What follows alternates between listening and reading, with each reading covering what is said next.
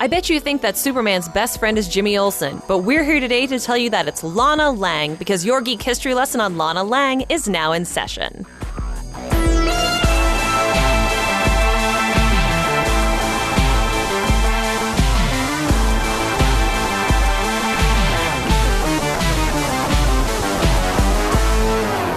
Hello and welcome to Geek History Lesson. I'm Ashley Victoria Robinson. And I'm Jason Applepie Inman. Welcome to the Mind University, because Geek History Lesson is the podcast where we teach you about one character in pop culture. And today is a special day because friends, compatriots, super friends, Legion of Hall of Justice people. I don't know if you know, but this year is the 80th anniversary of Superman. And in honor of that, and in honor of the encroaching Action Comics 1000, we're going to start doing some Superman subjects, starting off with Superman's true best friend and his true special lady, Lana Lang. Heck yeah.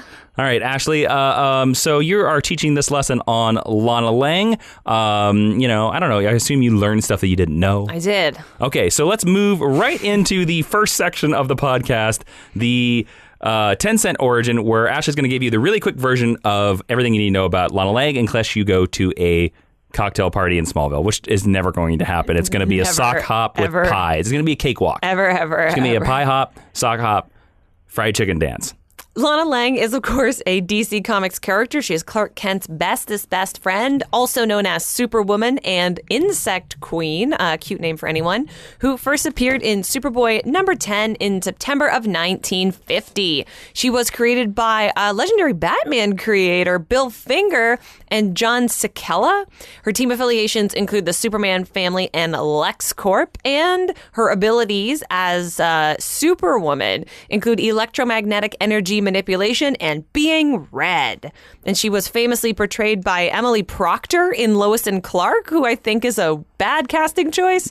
Annette O'Toole played her in the Superman 3 movie and then grew up to play Ma Kent on Smallville. Yep. Where Lana Lang was then portrayed by Kristen Kruk.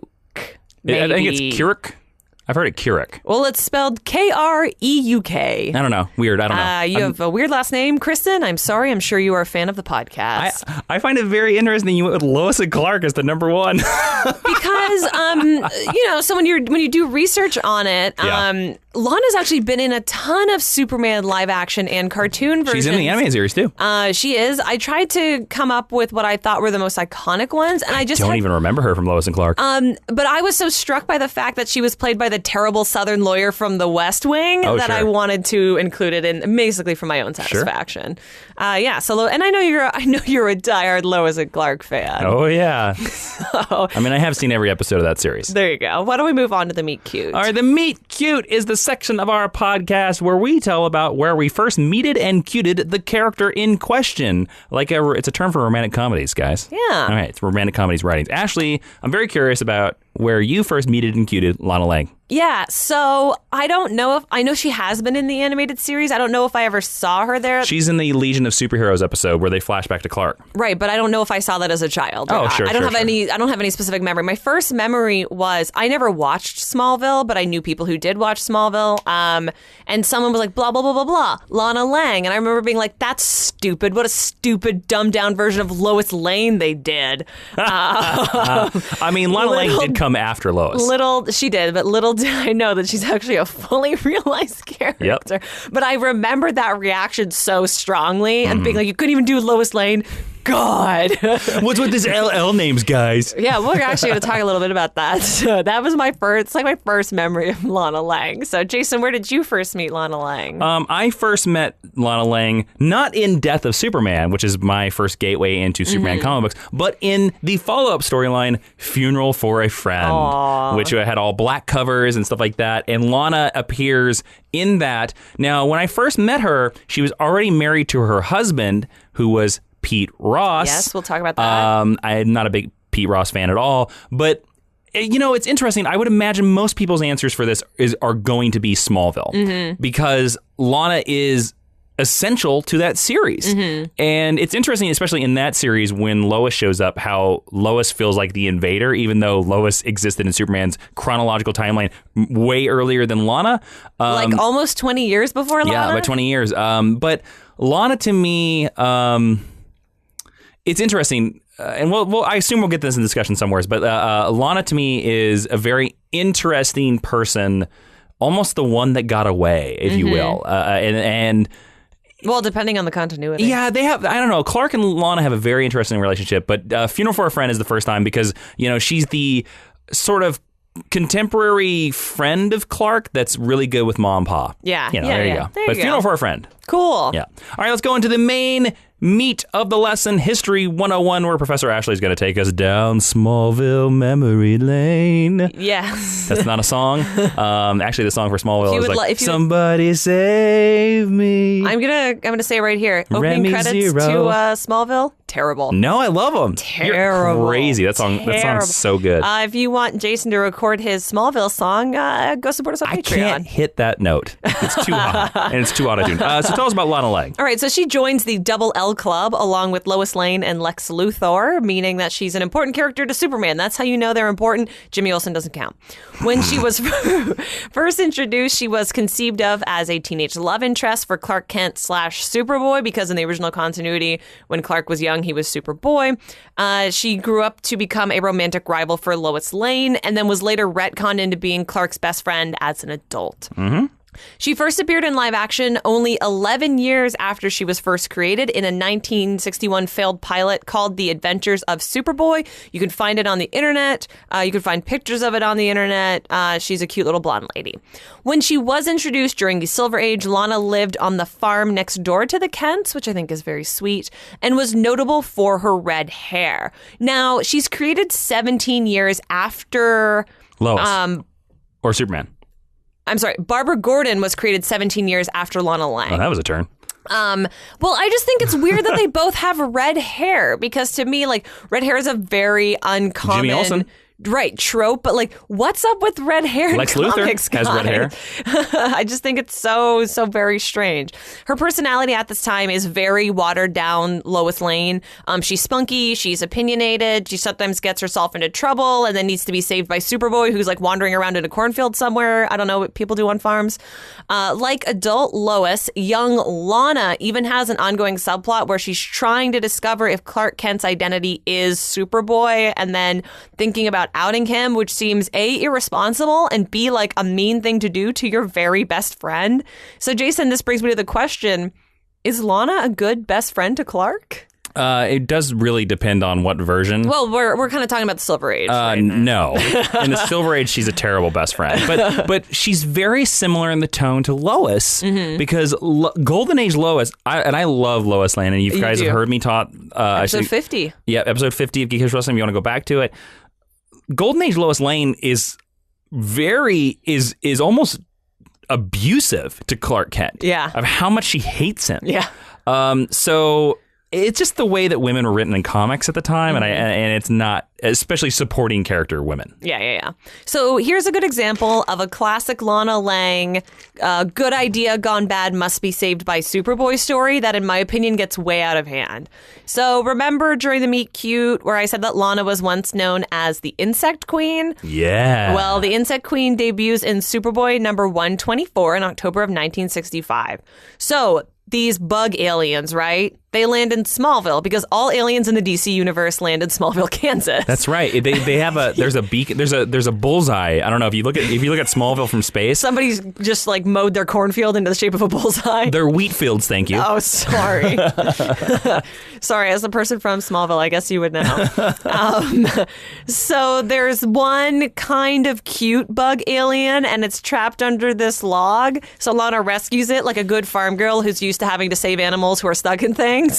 And this bug alien... The actual farm girl would shoot that bug. It's not dying. It's not injured. It's just trapped. No, the real farm girl would shoot that bug. Don't say that. You should shoot bug aliens. I'm going to go on the record and say exactly. it right now. So this bug alien is like so grateful that it gives Lana a ring because she's a lady. So I guess you have to give her jewelry. But little does Lana know. And this alien has the same jewelry as humans? The ring is, quote, biogenetic, unquote, which I think means something different in the 60s. It basically means that Lana gets insect powers, gross. Lana, become my queen. Basically. There are restrictions on these powers, though, kind of like Aladdin and the genie. Like, she can only cycle through each insect power or physical trait once a day. So if she decides she wants to... she can only fly once? If she wants to be a spider, she can only be a spider once a day. Or if she wants, traits like I don't know. That's a really lame ladybug, limitation. she can only do it once a day. That's almost as lame a limitation as Green Lantern's yellow. Yeah. Like, it can't affect anything yellow. Silver Age. That's true. So using the power of a spider, she weaves herself some new clothes and makes a yellow and black costume that actually kind of looks like Bumblebee's costume that won't show up for 27 more years. Sure. Along with that costume, she's like, I should be a superhero, and names herself the Insect Queen because it's the Silver Age. Insect Queen goes on to have a handful of adventures that are super lame, including the ones where she teams up with Superboy. It's basically an excuse to give her powers so her and Superboy could go out and punch stuff together. She eventually becomes a reserve member of the Legion of Superheroes. Yeah.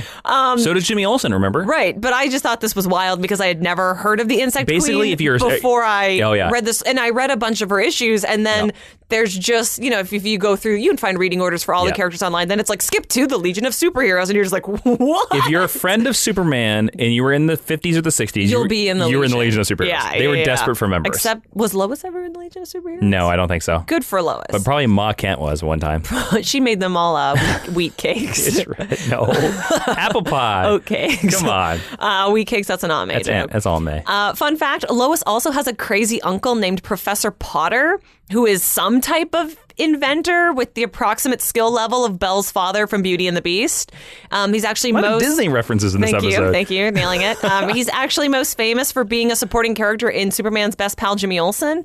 He doesn't think too much about the consequences of his actions and does such great things as evolving Jimmy into a hyper-intelligent monster guy from the year 1 million. Another time, he gives Jimmy flame breath, and then he clones an evil twin out of Jimmy. So he's obsessed with Jimmy. Yeah, he's Lana's uncle, but he lives in Jimmy's book. It's very strange. Despite all of these adventures, Lana, like Clark, doesn't ever leave Smallville until she goes away to university, and she goes away to study. What do you think she goes to study, Jason? Well, in the Silver Age, I have no idea. I know later she becomes an electrical engineer. So Silver Age Lana, I'm going to say studies...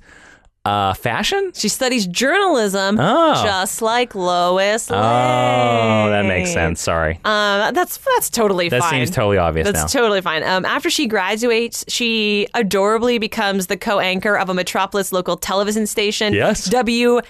WMET-TV. Get it? Metropolis Television. Later, she's the anchor of WGBS. Well, we'll get to that, okay? You're jumping the gun. Sorry. So by then, it's approximately the late 60s, and Lana is in full-on watered-down Lois Lane mode. She becomes a supporting character in Superman's girlfriend, Lois Lane. And it might surprise you to learn that Lana's adventures during this decade or so aren't really awesome, so we're mostly going to skip over them until she starts growing a truly unique personality. But Jason, I wanted to ask you really quick. Yes. Do you like Lana as a romantic rival for Lois, or do you prefer her as an adult as Clark's platonic bestie? But she's Clark's platonic bestie, but I do think that Lois should be jealous of Lana. Yes. Well, here's the thing. I love Lois Lane. Mm-hmm. But Lois Lane is jealous because how could you not be jealous when you're dating a god? Yeah. I think wouldn't it always be at the bottom of your mind that you'd be like, oh, he's going to leave me at any moment? I would say that maybe even more than that, because I do like Lana and Lois as having just sort of like this tacit understanding. Yes. It's not even that you're dating a god. It's that he's probably only had, and we'll get into the shift in her character and when this happens, he's probably only had one girlfriend before. And it's Lana. Well, I mean, he did date Lori Lamaris, who was the mermaid. Right, but we've talked about her. Yeah. She doesn't exist in my head canon. She doesn't mind because I do believe that there is a period of time where Superman travels the world. Well, people can request our Superman timeline, and Jason will, I'm sure, work that in. By the way, I will tease this out there. We do have plans to do Superman chronological timeline sometime, hopefully sooner than later. I have a very special guest that is tied actually to Superman directly, who has made a request to help teach that lesson. So you best get to request. So the more, it's actually one of our most requested episodes. If we see a big influx of people, guess what? We'll work it into the schedule. It'll happen next couple of months. Clark and Lana have a shorthand because they experience things that Lois can never understand. Yeah. Like, it's like going to war. Like, Lana and Clark have Smallville as a base understanding that Lois will never understand because she's a city kid. Yeah. Also, in my headcanon, and I'm going to say this, and this is whatever. I know what you're going to say. I do believe that Clark lost his virginity to Lana. I do too. I kind of love that. Yes. I do not subscribe to the theory that Clark loses his virginity with Lois because he can't control his powers. I think that's total BS. Yeah. I also don't think Lois would stand for that. Yep. And also, there's a Smallville episode about that as well. So there you go. Yeah, I don't know.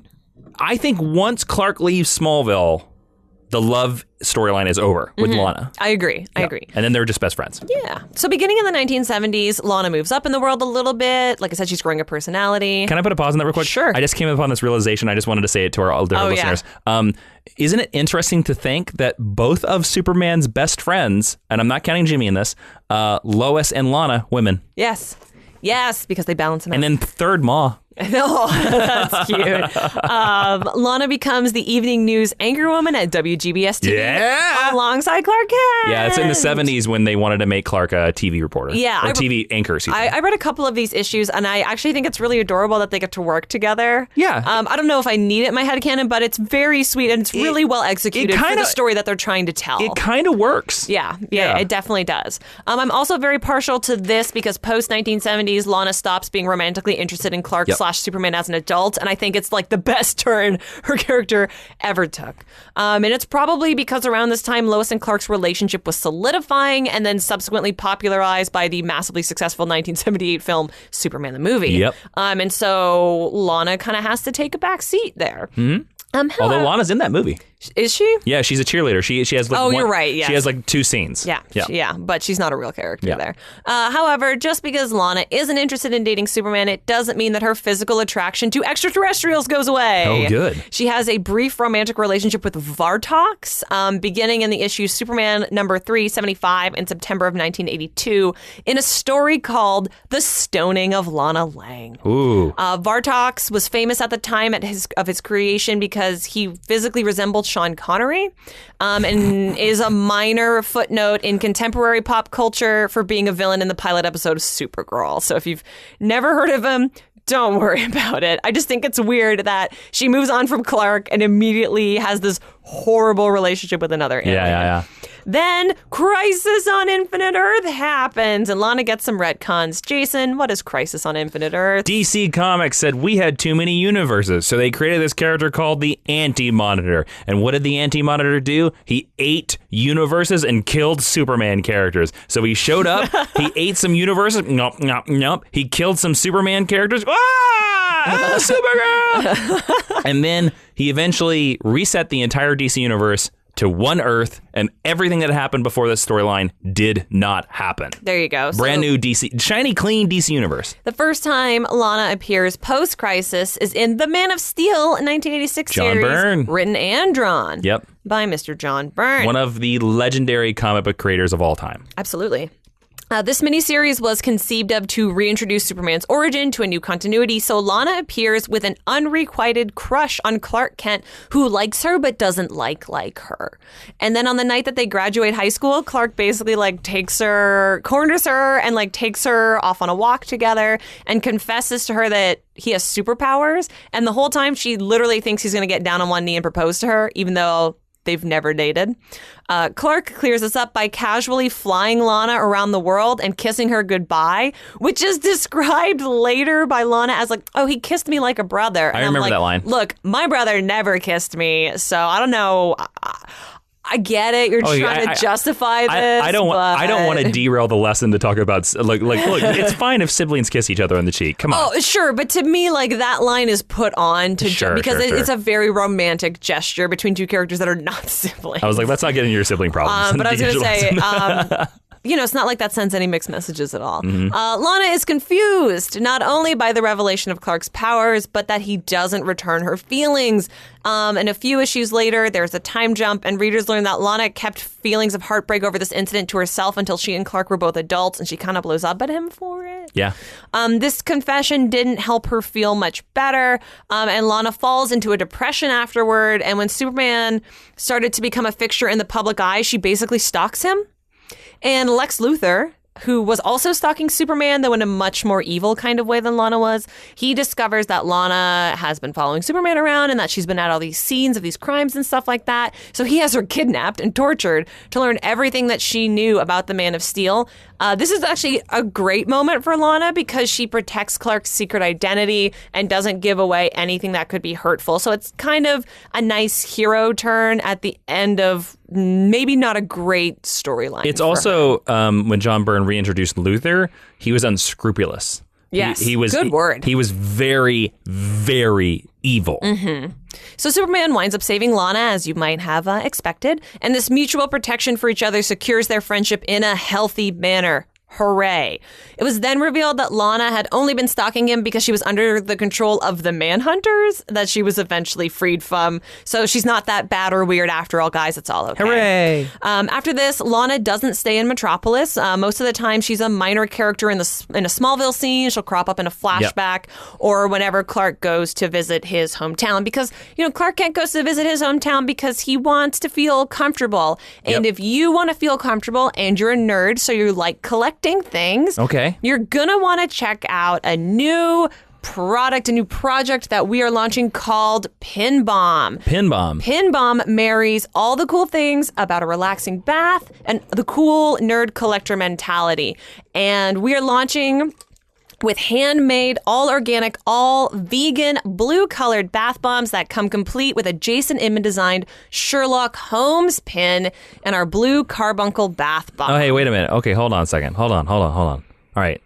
So this is a bath bomb with a pin. With a pin that you could put on your jacket. So even if I don't like bath bombs, I might like pins. That's true. And I can just give the bath bomb away to somebody. You can give it away to the lady in your life or the man in your life who does enjoy it. Or the insect alien underneath the log in your life. Yes, the insect queen in your life who I'm sure also wants to feel pampered. So if you want to blow up your fandom and blow up your bath, why not go check out our new launch? Go check out pinbomb.com. That'll take you to all the information that you need to know. And that's PINBOMB? That's right. Thank you for spelling things. Yes. And because you're so amazing and you're going to support this and try this out, and you've been an excellent student here at the Mine University, we have a discount code for you that'll get you 10% off.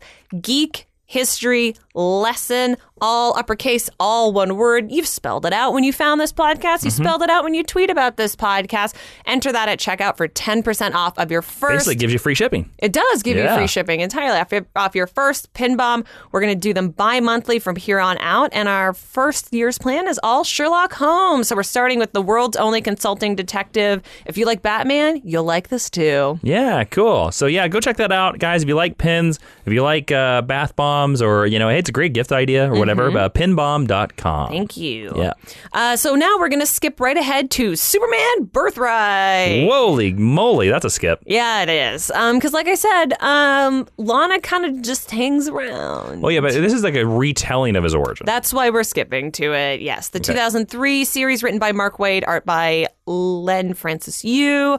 Like Jason mentioned, it's another retelling of Superman's origin, which of course cannot be done without Lana Lang being present. Fun fact, this series was described as taking inspiration from the Smallville television series, which I think is very interesting. And I think it's apt because Lana is obviously a huge fixture of that show, and she's pretty important to this storyline. Clark and Lana do have a romantic relationship as teenagers that they both grow out of when they leave home. Clark goes on a trip around the world, he dates a mermaid, and sometime while he's gone, Lana leaves. And, to go out in the world and do her own thing. I like that, there are some people who ship Lois and Clark. There are some people who ship Lana and Clark. But I like that Lana doesn't just sit around pining for Clark and waiting for him to maybe come back to her. She goes out in the world and she does her own thing. And this, to me, is a turning point in her character where she becomes the strong, independent woman that she is today. And that allows her to become Superwoman, which is why I wanted to mention Birthright. Okay. Then Infinite Crisis happens. Man, we are just we're leaving the 90s behind. Yeah, we are. You don't want to talk about Lana marrying Pete Ross? You don't want to talk about Lana being the wife to the president of the United States? Yeah, we will, but... Okay.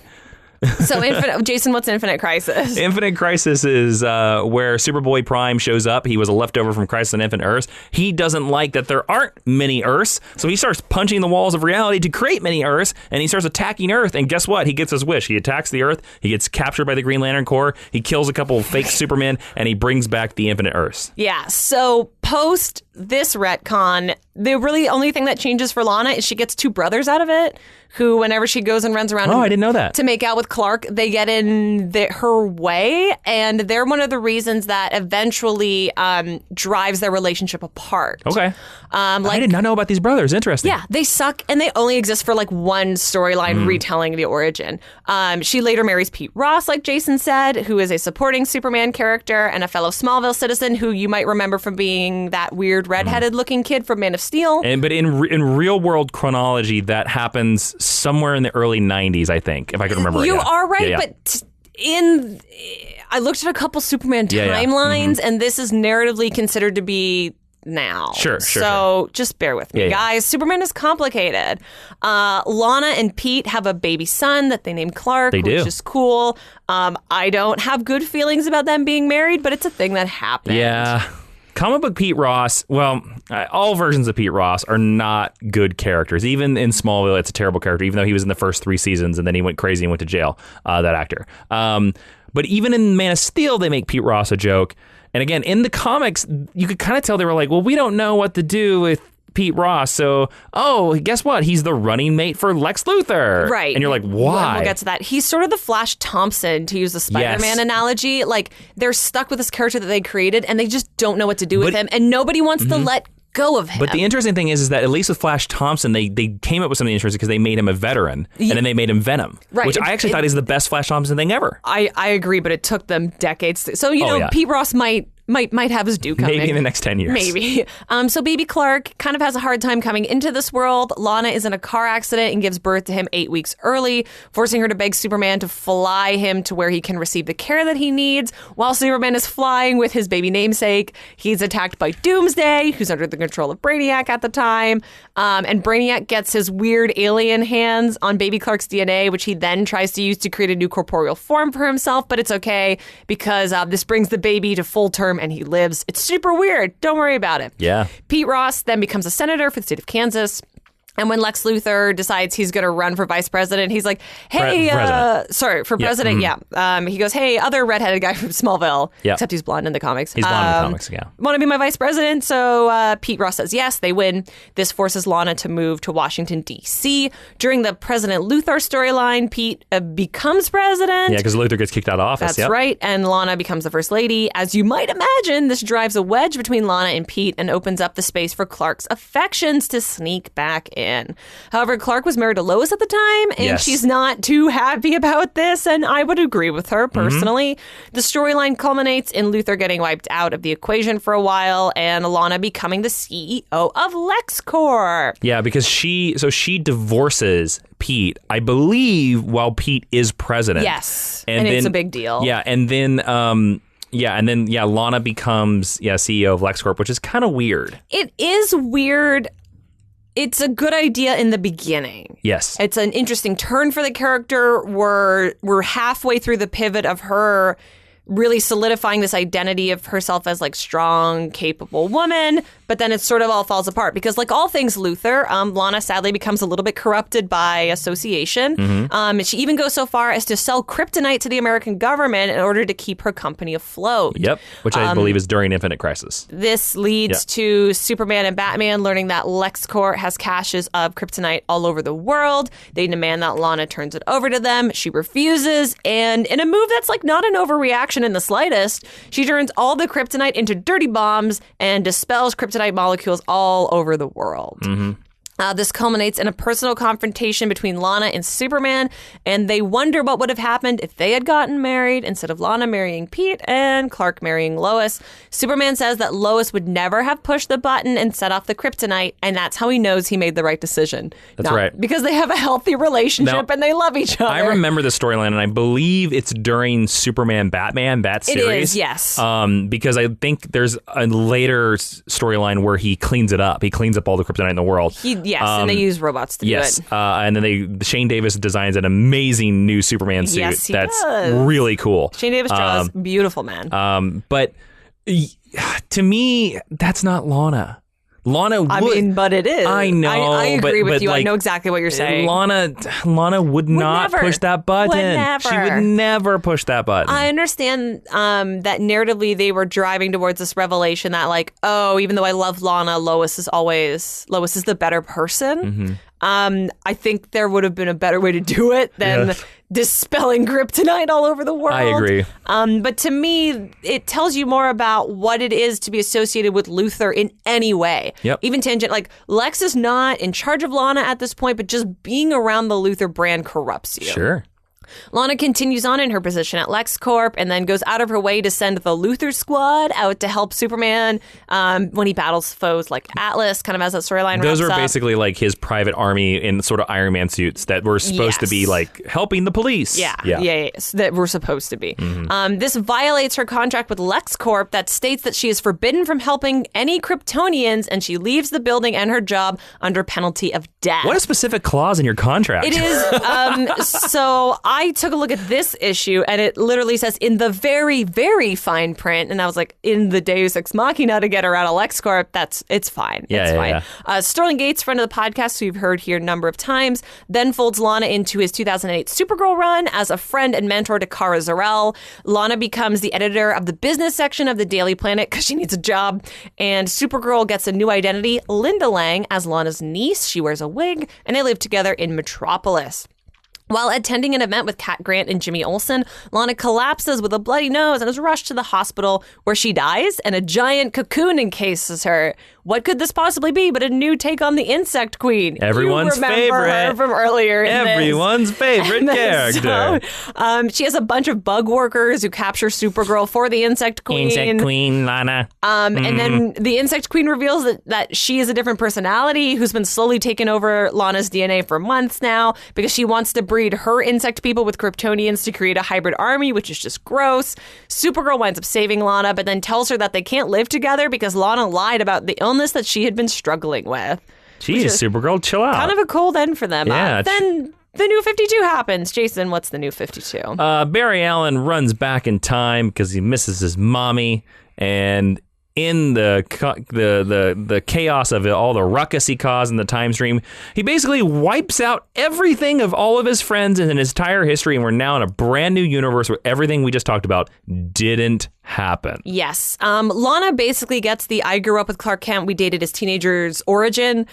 She gets some really great stuff to do in Greg Pak and Aaron Kuder's action comic storyline. Yeah, it's great. Fun fact, this is one of my all-time favorite Lana Lang storylines in the history of forever, and the first one that I ever read because Jason gave it to me. The Lana-Clark teenage romance is reestablished. Lana knows about Clark's identity before anybody else except his parents. Lana leaves Clark behind in Smallville, but tells him that she would always love him and strikes out on her own to make her mark on the world. This quest becomes partially inspired by the large-scale good things that Lana sees Clark doing in the world in his identity of Superman, which I really love that she takes inspiration from him. I think that's very sweet. Yes. She works as an electrical engineer, which Jason talked about, and also travels all around the world, including South America and like charity Africa. Work. Yes. Yeah. In pursuit of alternative energy sources and with the intention of bringing power to every citizen. Yeah. There's a great subplot where she discovers this cute little blue alien named Baka that she thinks need protecting, but is actually the leader of a subterranean race. Lana brings on Superman to help Baka understand that he has to accept his destiny and the responsibility that comes along with it. It's a great storyline. Really great. It's a really good storyline.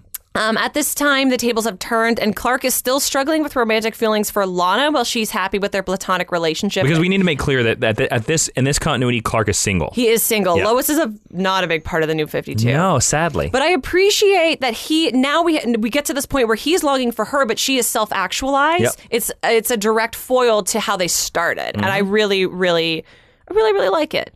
Earth 2, Lana crops up in Future's End. She comes to Earth 1 as a refugee fleeing from the destruction at the hands of Darkseid. She's not that interesting. No.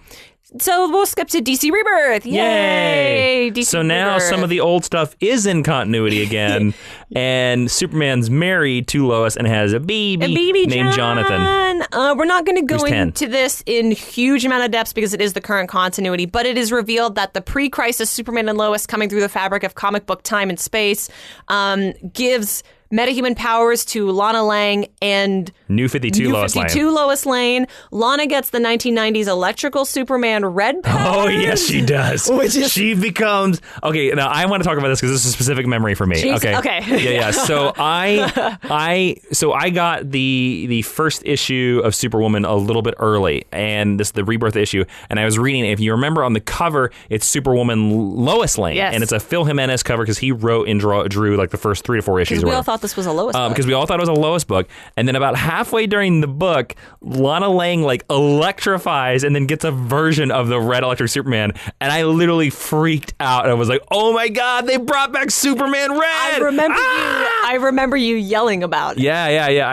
I so want that action figure. I so Me too. want that action figure. More than anything But else. it's surprised because it was the big switcheroo that the book's actually about Lana. Yes, yeah, which is so great. Lana also rekindles her romantic relationship with John Henry Irons, a.k.a. Steel. I don't know how much I like that relationship. Who she shares protecting Metropolis duties with. Do you like that? Do you like that? I do like it. I like it because it gives her a Superman.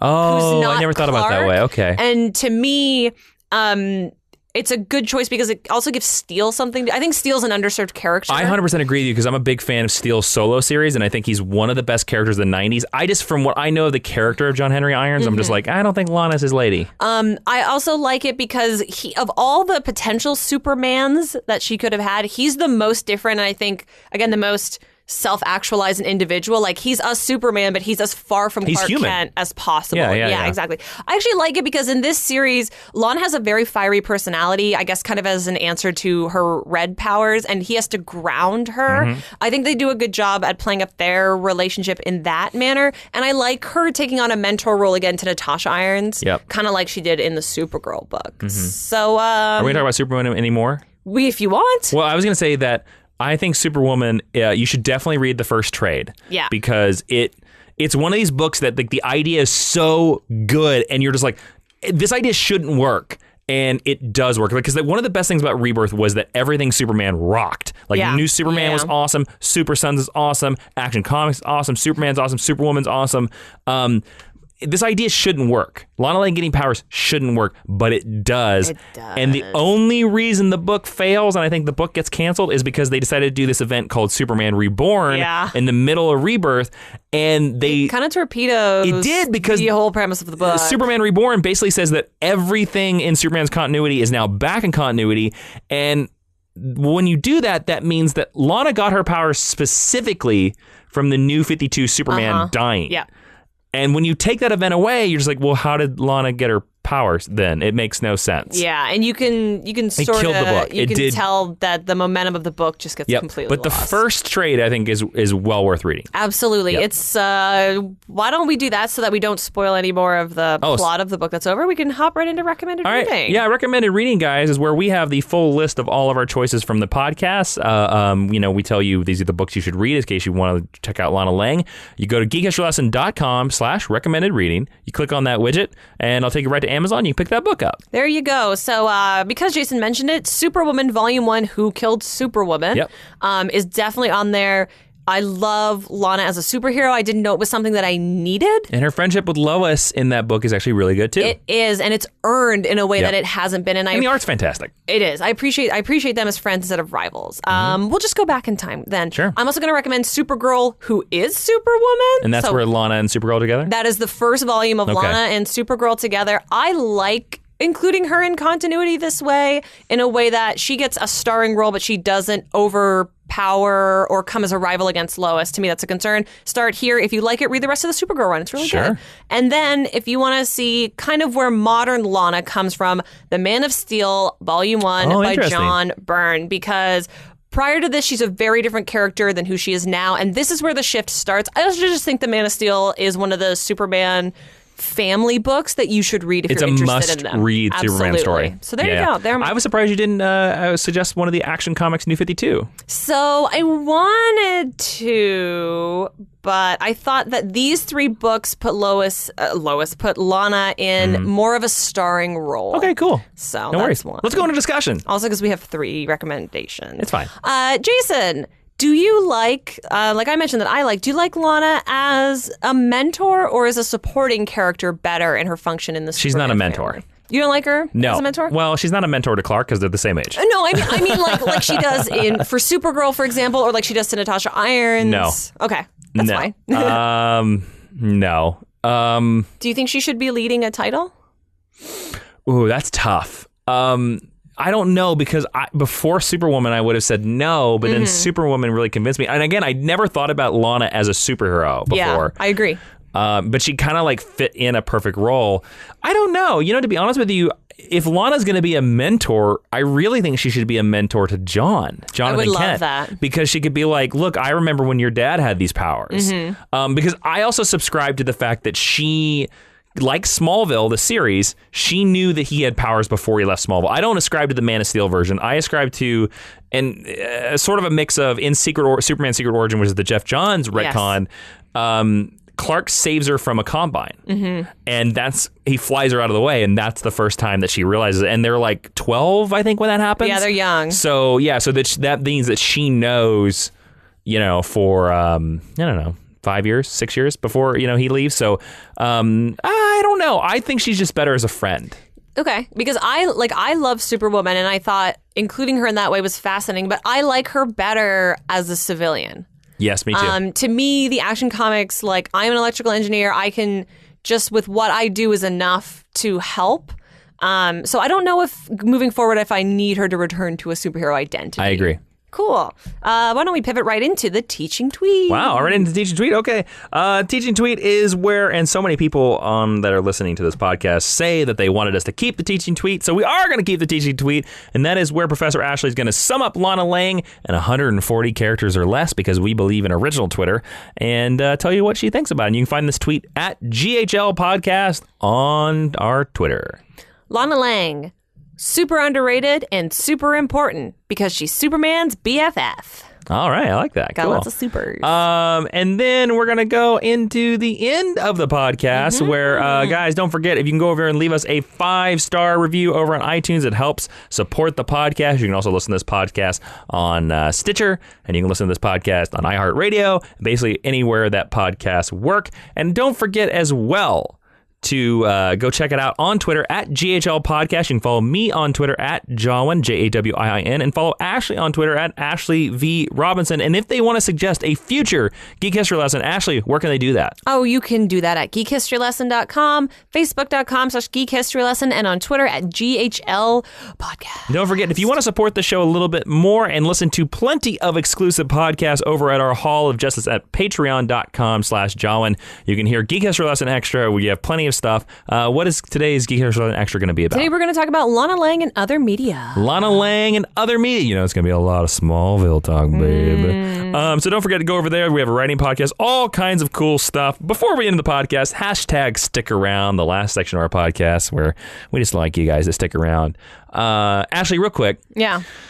Do you like that so many Superman characters have LL initials? I don't.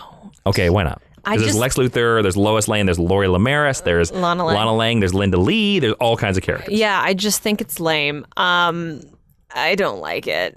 To me, that's a very golden and silver agey thing to do. And so I sort of appreciate the legacy of it from that perspective, but just give them different names, guys.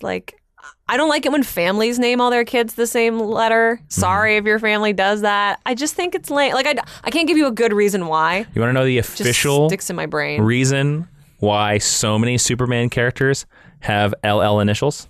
Because it's the House of L? Nope, not at all. There is no reason. Great. There is officially no reason. A lot of people, there's a rumor out there. I literally thought it was because it was the House of L. There is a rumor out there that Joe Siegel named Lois Lane LL because like his first girlfriend had LL initials. Now that has never been proven or confirmed anywhere, but it has been kind of told that they sort of started down this LL route, and because of the alliteration of the golden age, it just kind of stuck. I like it better in X-Men where characters have alliterative names, but it's not all the same letter. Oh, like Scott Summers and Warren Worthington. And Stan Lee has famously said that he loves alliteration. He does that for his favorite characters. Yes. Scott Summers. Peter Parker. Yeah. Yep. So I appreciate that a little bit more. Yeah. It's less annoying to me. Exactly. It's a little weird that, all the characters that Clark meets all have LL names, but I take it as a challenge that, like, if I ever get handed the Superman, you're gonna make a new LL. I would make a new LL. I legitimately thought when the new Superman family went into hiding, I thought that Jonathan was going to get an LL secret identity. He was going to be something Lane, was going to be his secret identity. I love that. Okay, well, you can have it. Copyright Geek History. Well, because Clark was Clark Smith, I think, or whatever. What they? I don't remember. I can't remember. I want to say Hamilton, but that was the city that they lived in. Hamilton was the city there. It doesn't matter. Anyways, hashtag stick around. Tell us how much you love to stick around at the very end. Thank you. Thank you so much for listening. I am Jason Lana Pie Inman. Master Victoria Robinson. And Professor Ashley closed this podcast out. Class is now dismissed.